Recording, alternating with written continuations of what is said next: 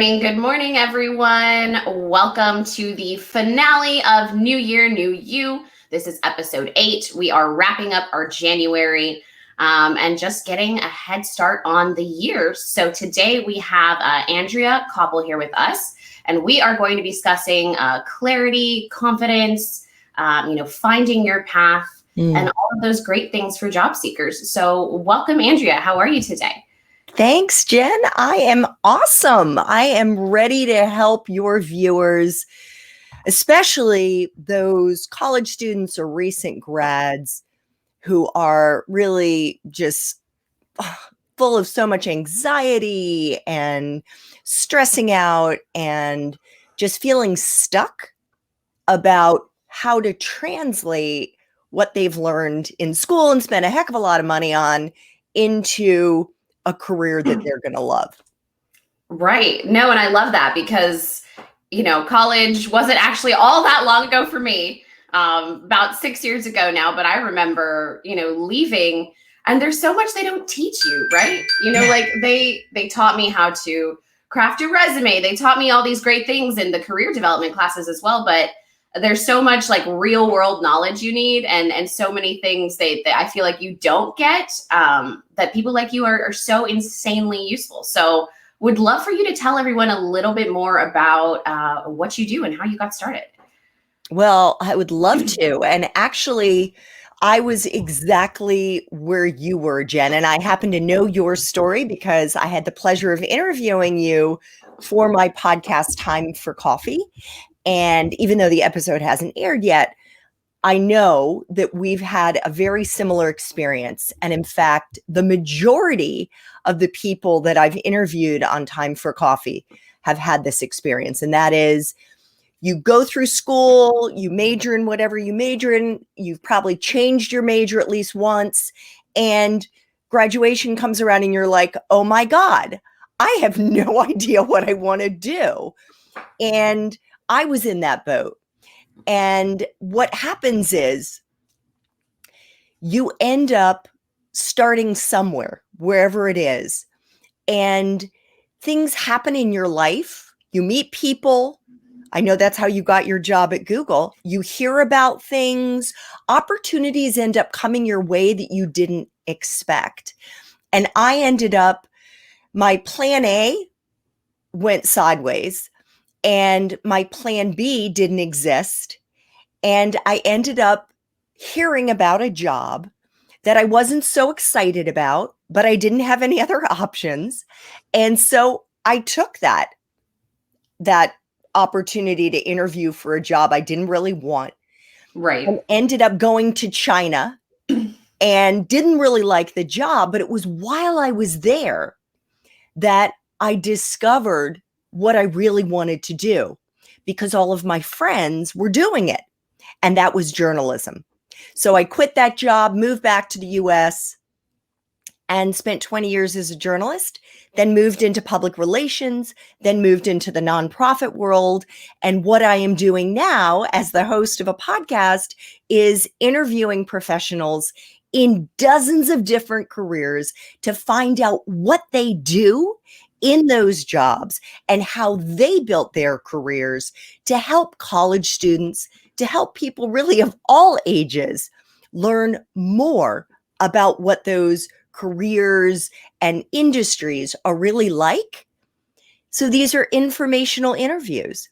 And that way, hopefully it inform the decisions that your viewers are making, that my listeners are making about maybe what next step to take.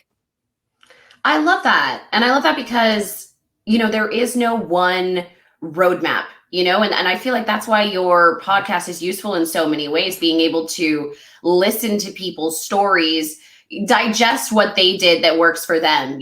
How is that applicable to your life? Listening to other people's stories from how they got to point A to point B, and just really digesting and sitting with that information and these people who have accomplished so much. I'm honored that you let me be among them. But no, so many people who have accomplished so much in this life. So I think it's so important to share those stories with people who, new grads and people who are just confused so that they can understand that the journey to point A to point B is not always as a straight line as we think it is, right? It's kind of like this sometimes. 100%. And in fact, I wrote a post on LinkedIn about this last week. And I said, try to think of what you're doing to find your career as being more of a mad scientist than a chef. Because what does a chef do? A chef pulls up a recipe that they've gotten in a cookbook. This isn't a cookbook, but or online, and you follow that recipe to produce whatever it is. Yesterday, I made lasagna, as a matter of fact. And so, you're getting your ricotta, your mozzarella, your pasta, your tomato sauce, and boom, there you get your final product that you get to eat. That isn't the way that we individually find the careers that work for us, because we're all different. We have different interests. We have different skills. We have different priorities in our life. And as a result, like a mad scientist, what do? They go into the lab and they experiment. Totally. They're like putting in a little bit of that, a little bit of this, and poof, sometimes there are explosions. Sometimes it doesn't work out, as has been the case in my career, where I got into a new profession after I'd been a journalist for 20 years. I let my ego get in the way and insisted really that I get a big title as a senior vice president of this public relations firm. And the thing is, Jen, I had never managed people before. I had never done public relations. Was it something I could learn? Totally. But expectations with regards to, you're going to know how to lead your team. So it wasn't a good fit for me. And boom, I had a little explosion. And a year and 9 months into that job, they said, I'm sorry, it's not working out. I don't regret that for 1 second, Jen, because I got paid to learn public relations for a year and 9 months.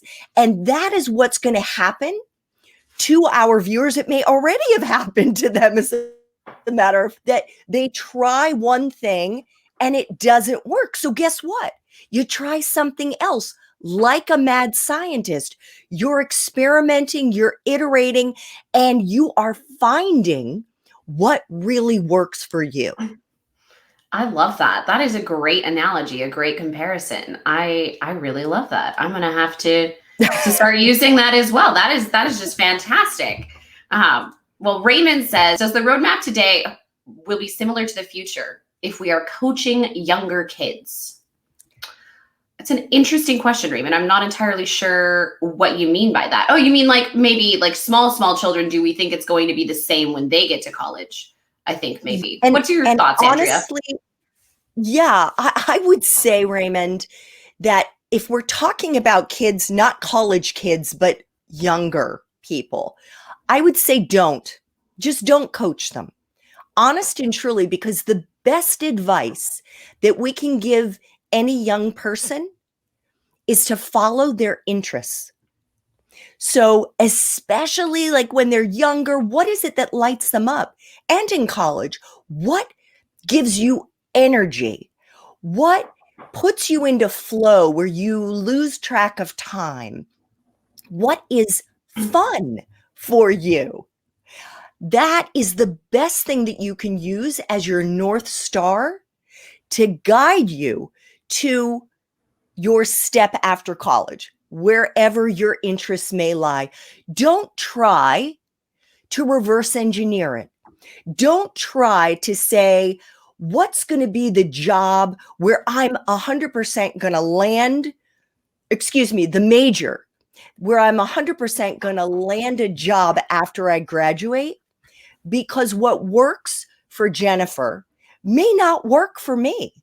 And what works for me may not work for you. And I say that because what helps us to excel in our careers is that we enjoy what we're doing. We love 100. it. It's not a drag going into the office. It's something that fills us with energy. That doesn't mean that aren't going to be aspects of your job that you don't love. Of course For there are. sure. That's life. Yeah, there's some days you're not going to want to do it either. I know there's been days where I, complain to my fiance. I'm just like, I can't today. I love what I do, but some days you're just tired. Some days you just don't have it in you, and that's how it's going to go. Jacqueline said, I got paid to learn public relations for 1 year, 9 months. And she says, wow, love that point of view.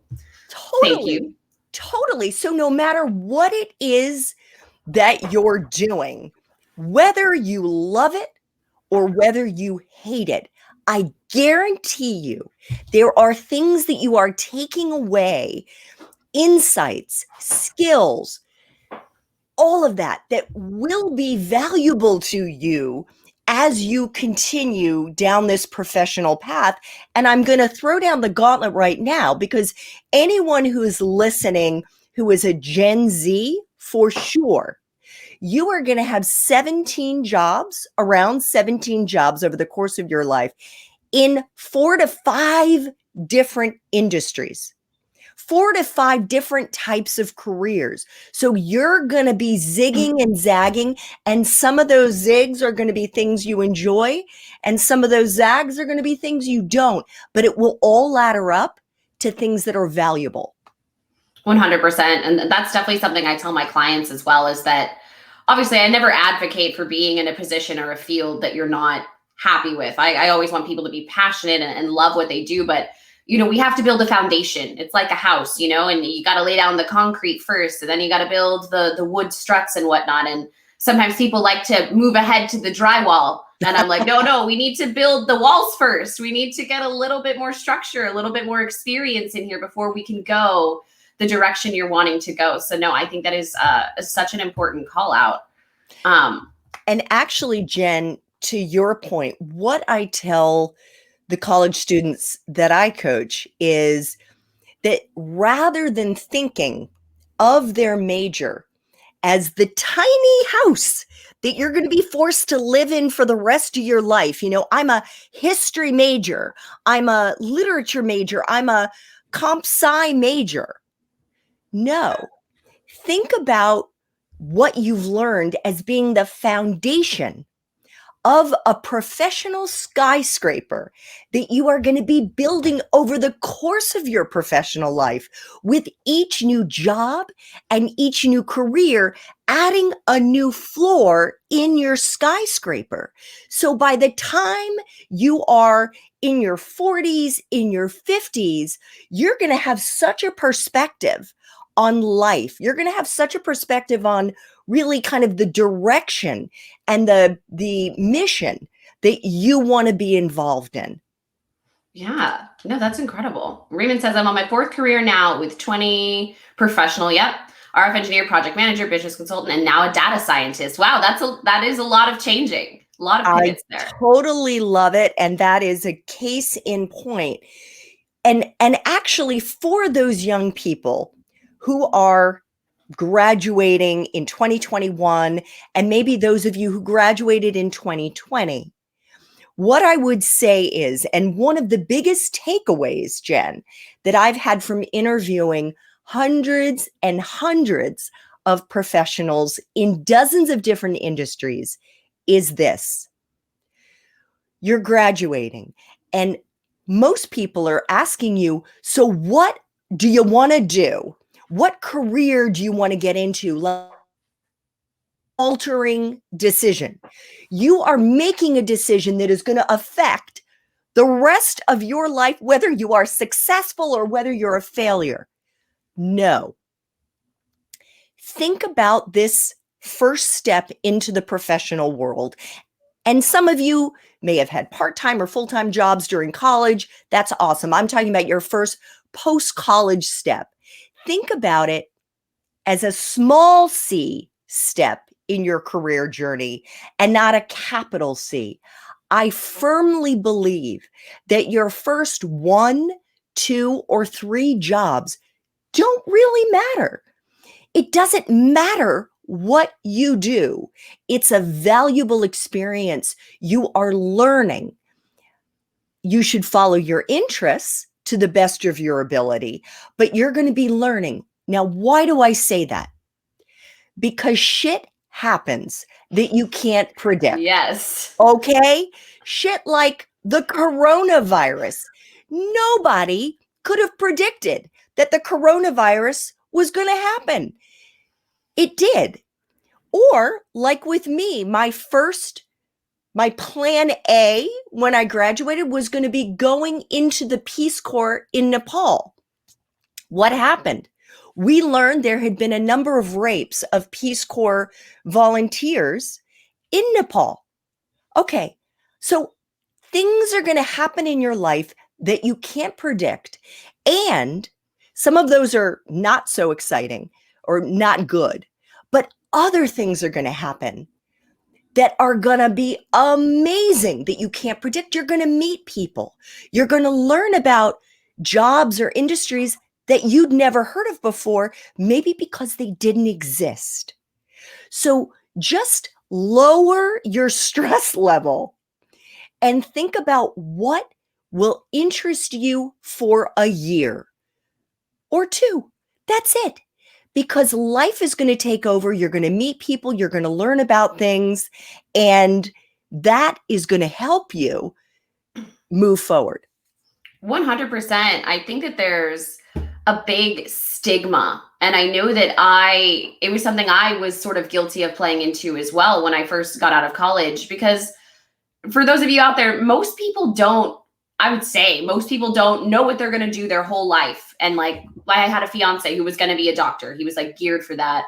Going to be a doctor. It's what I'm doing. And I know a lot of people, they stick to one career and that's what they do, that they find that and they stick with that forever. And so many people have that in their head that that's what they need to do. Like, I need to decide and that's it. Just like you said, when you can pivot and change in so many ways, and your interests can change, just as you grow within your career. So keep an open mind and know that, you have options and places to go. And that if you decide one day that you just don't like what you're doing, you can do something completely different. Totally. And actually, one statistic that I can just throw out there to help put this into perspective for our viewers, Jen, is that 75% of college students change their major. 75%. And why is that? Well, it may be that your parents or your siblings or somebody pressured you to study, to start majoring in a subject, and you did, and you were like, I don't like this. Or you started studying one thing and then you learned about another type of major that, wow, just totally excited you. And so you switched into that major. That's the same thing that's going to happen to you in your professional life. You are going to start doing one thing, and then you're going to say, just like Goldilocks, right? She tried that bowl of porridge. This one's not right. And this one isn't right. Like, this one burned my tongue. Or like that one, oh my God, it was so cold and I prefer raisins and like almonds in my porridge. That is what is going to happen. So lower the stress, lower your anxiety, and just pick a lane that interests you. And the rest will flow from there. Love that. Love that. And we have a question from Detrick here. What is your advice to the grads who can't break into the field that they, I think, got a degree in because they can't get the required work experience? So I think this is obviously a bigger challenge, but sometimes it's about knowing how to translate the skills that you have, the experiences that you have into a language that recruiters like Jennifer and like others and hiring managers are looking for. So look at what the work experience is and say, is there something that I've done in an internship that I can translate into a language that is going to check that box on work experience. Sometimes job seekers are extremely literal, and I understand that. But you need to think more expansively about the experiences that you've had in your life as a way of meeting expectations, because there are so many things that we do, whether you've been a waitress, whether you've been a bartender, whether you have been a babysitter, a dog walker, a server in a restaurant. These are skills that, or excuse me, experiences that have given you the opportunity to learn how to deal with challenging personalities, manage different responsibilities, show the fact that you're somebody who can multitask. So there's so many different ways that you can look at maybe alternative experiences as a way of demonstrating to your employer that you could meet their expectations. And the other thing that I would say is you can make your own opportunity. Yes. You can create your own opportunity. So you can, especially if it's a job that you've been trying to get that experience, look for ways for you to hack your way there, for you to be that mad scientist in the lab and create it yourself. Yeah, no, and I think that so much of that can also be accomplished through networking, through finding people to work with on projects, little side things, and I can't think of another word besides projects, but yes, little projects on the side that can really help you gain that valuable experience. And additionally, I would say don't knock internships, don't knock volunteer experience, and make sure you keep track of all that stuff. Because as you apply for roles, there may be times, and this actually happened to me personally within the past week, because I've been, applying for a few jobs here and there, looking at stuff. And there was actually a job I applied for where it was asking for public works type experience, which is really, more like nonprofit government type experience, which I really don't have a ton in, but I do have some volunteer experience, with some nonprofits. So I did, go ahead and take some other things out of my resume so that I could add that in, so that I could check that box. So it's about, knowing what you have in your past, knowing what you can kind of interject, and what you need to switch up to sort of meet the, qualifications of certain roles, because there's plenty of experience you have and transferable skills that will be very useful to you. Yes, you need to think expansively and not literally. And also, to Jen's point, use LinkedIn as a way to network with people who are in roles that you aspire to getting into. And then do an informational interview with them to extract how they broke in, how they were able to demonstrate those skills and those work, that work experience to their employer. And what's going to happen is you're going to get ideas from them. So put in the search bar the title of the role that you want to apply for, that you ideally want to get. Find people who are close to your age, ideally. They're going to be more willing to help you, especially people earlier in their career, and see if there's a way for you to hop on a quick call with them and ask questions to find out what skills they're using and how they got them. Yeah, no, I cannot speak today, Andrea. Informational interviews are so important. There we go. I got it out. They are. And actually, you did a great job. What I was going to say is, if you go onto the Time for Coffee website, and that's time, the number 4, coffee.org. And if you look up Espresso Shots episodes, you can look in the drop-down tab. All of those are informational interviews that I've done, and you can use that script. In fact, you can even look at the transcript for every single episode, see the questions that I'm asking my guests, and just model that in the interviewing that you do with people who are in jobs that you would like to get. I love that. I love that. Well, guys, take advantage. Andrea has a great podcast. The Espresso Shots are great. Go check those out. Lots of golden nuggets there for job seekers. And Raymond says, my spouse took accounting in college because her parents forced her to. She liked healthcare. When we got married, she studied healthcare and has now been in healthcare for 9 years. Follow your heart.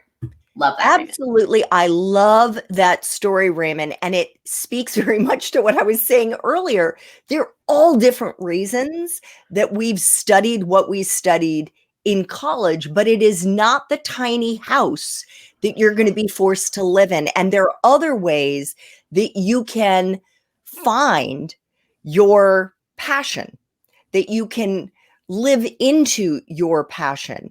And in fact, there's a wonderful quote, and I have it up at next to my desk here. And it comes from the philosopher and civil rights leader, Howard Thurman. And he said, don't ask what the world needs. Ask what makes you come alive and go do it. Because what the world needs is people who have come alive. I love that. And it's so true. You know, when you live your passion, when you are in touch with, the things that you love to do and you're putting that out into the world, I'm a firm believer in karma and all of that kind of stuff. So if you put out good, I believe it comes back to you. And no, that's just a beautiful sentiment. Totally. And I just, to your point, Jen, and for some of our listeners, especially college students, they may not have found their passion yet. And that's normal. There is nothing wrong with you. You have interests, I am sure. Follow the interests. And what will happen is, as you have gained more and more skills, as you have become more experienced and more seasoned, you will identify that passion. It will come to you. So in the interim stage, follow what makes you come alive. Follow what brings you energy and puts you into flow, and the rest will follow. I love that. And then I think it's so true too, speaking from my personal experience, again, guys, because that's a big part of my story is graduating college, feeling lost, feeling like I don't know where I was going to go, and just kind of, feeling passionless. And I think it can be frustrating for people because there are those people who you see who find that early on, and maybe later on they'll change, but for now they still have that passion and that fire. And when you're sitting there and you're like, I don't feel that about anything, it's disheartening, and it makes you feel like there's something wrong with you almost. Yeah. And so it's great to know that changes and ends eventually. And I can assure you that, guys, if you follow the path and you lean into not only your strengths, but what makes you happy, that it sort of almost reveals itself to you eventually. It's beautiful in that way. Such a great way to put it. And in fact, I would say most of us have not, when we graduate, haven't found our passion. And I would say your passion or passions will evolve. They may very well evolve. That happened with me. I absolutely loved being a journalist. That doesn't mean to say there weren't aspects that sucked. Of course there were. But I loved the whole profession. I loved being a voice for the voiceless and telling people stories and getting to travel and learn about new things. And then where I was working, my last job at CNN, they didn't renew my contract when I was 43 years old. And it was like, holy shit, like, what am I going to do now? And that's when I ended up going into public relations, which I liked, but didn't love. It wasn't a good fit. A year and 9 months after I was in that job, they didn't renew my contract. I ended up pivoting into the nonprofit world. The first step was not a good fit. The one after that, I loved. If you had asked me when I was in college that one day I was going to be a career coach for college students and that I would be unbelievably passionate about it, I would have said you were crazy. You cannot predict where your journey is going to bring you, and you may have many different passions over the course of your professional life. So that's why I say if you're stuck right now, if you're feeling discouraged, we have been there. Jen and I have been there. There are thousands upon hundreds of thousands of others who have been there. You're going to be okay. You are going to find what really lights you up. Continue to follow your interests, hone skills, and just trust the process. Trust it. You're like a mad scientist. You are experimenting and you're trying different things, and you will land on the right formula. We're all unique, okay? You will land on the formula that works for you. Yes, just be patient, and trust yourself, I'd say. Yeah. Well, thank you so much for being here, Andrea. We're at time, and I would love to give you your time back. So I would love it if you would just take a chance to talk about Time for Coffee, where people can find you, plug all your stuff for a second, Sure. let people know. Absolutely. So the website where you can listen to all my podcasts, of course, they're available on Apple and Stitcher and, all of the different podcasting platforms. But it's at time4coffee.org. And you can also, I would welcome you following me on LinkedIn. I have daily career advice, insights, and inspiration that I share 7 days a week, and also do LinkedIn Lives and Time for Coffee TV Lives every Tuesday. So thank you so much, Jen. This has been a blast. It's been a pleasure. And everyone have a great Thursday. We'll see you again soon, okay? Take care. Bye-bye.